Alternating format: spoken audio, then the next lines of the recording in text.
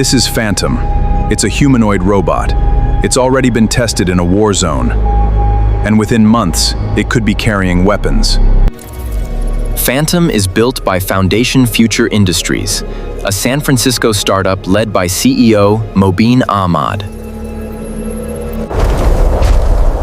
The robot can carry over 40 pounds of supplies through dangerous terrain, built to keep soldiers out of harm's way. Earlier this year, 2 Phantom units were sent to Ukraine, the first known combat zone deployment of a humanoid robot. Here's where it gets complicated. Eric Trump, son of the sitting president, is both an investor and chief strategy advisor at Foundation. The company has touted $24 million in government contracts. Senator Elizabeth Warren has called it, quote, corruption in plain sight. Now Foundation says it's preparing to arm Phantom. Pathak says a weaponized version could be revealed within the next couple of months.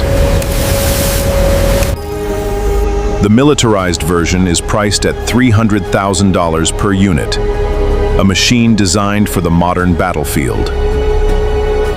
But robotics experts warn, fully autonomous soldiers are still more than a decade away.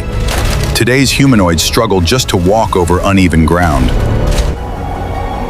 Which raises the real question.